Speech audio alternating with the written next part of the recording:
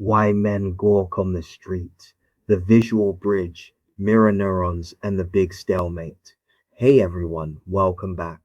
We've already explored why men often prefer cinema or quiet home TV nights, while women tend to enjoy dinner dates more. Today we're taking that same science to the street.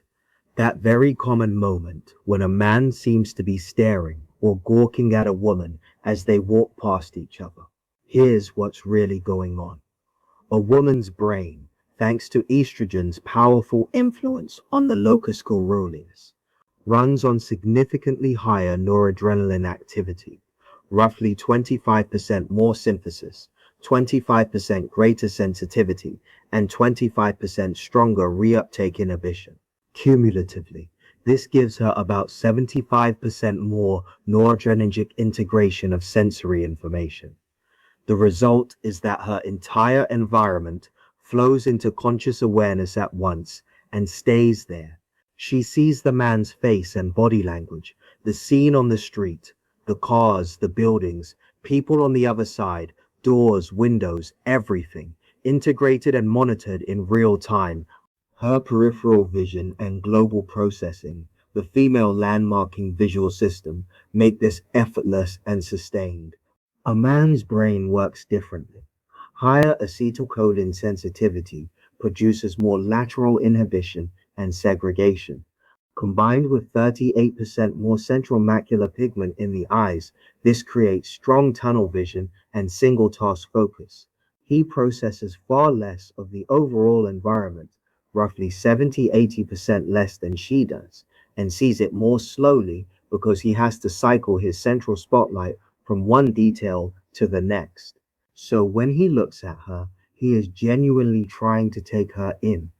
To him, that prolonged central gaze is necessary just to build a complete picture.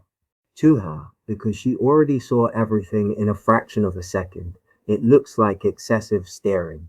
Now add the mirror neuron system. The visuals we see go to the brain areas responsible for movement, the same areas that calibrate hand-eye coordination, threading a needle, playing sports, or driving. This is how we understand other people's actions.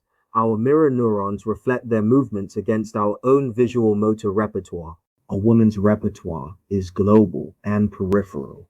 When she sees him staring, her mirror neurons interpret it through her own system.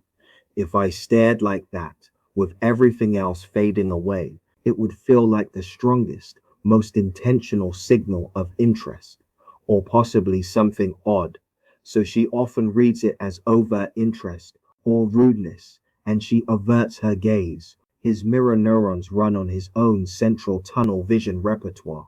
When she glances and looks away, he interprets it as disinterest.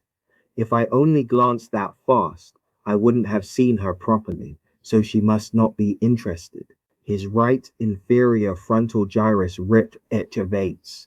This area suppresses the entire basal ganglia and limbic system, shutting down motivation, movement, approach circuits, and emotional drive. The right lateral orbit of frontal cortex adds an unpleasant/aversive feeling, reinforcing withdrawal.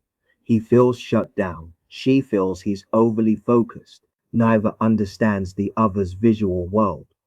This is why, after she averts her gaze, he often tries to re-establish that visual bridge, catching eye contact again.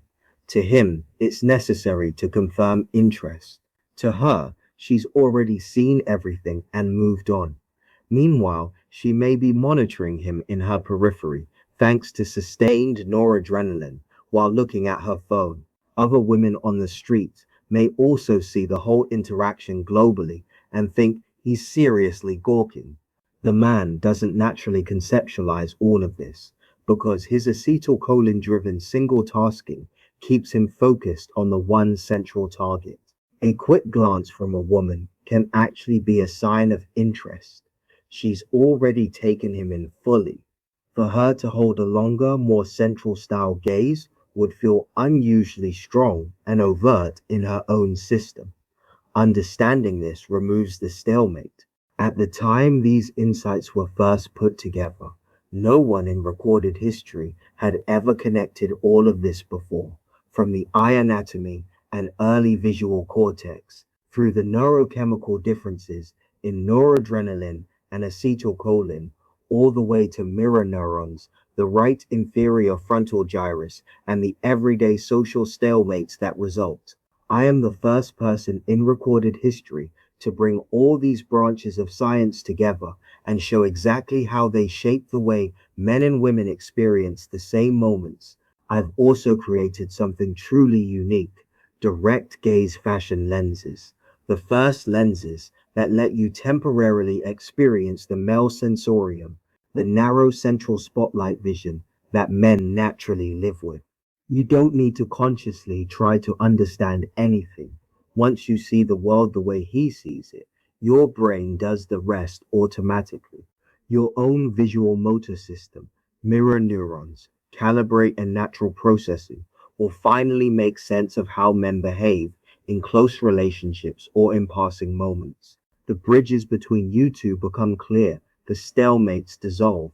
After fully revealing this topic, I'll move on to the next groundbreaking area of male-female differences, something that will enrich your life in ways you've never experienced before. The videos and book go much deeper with diagrams from my illustrator Faitema, Lady Brushstroke Nijan, showing these exact scenarios. If you're enjoying this series, check the playlist on dinner dates versus cinema versus home TV and the neuroscience of attraction. The book has the full science with all references. You're getting information here that no one else has ever put together. Use it, live it, and watch how everything changes. Drop your thoughts in the comments. Have you noticed this dynamic? Thank you for watching. If this resonated with you, like, subscribe, and check the links below for the book and the lenses. I'll see you in the next video.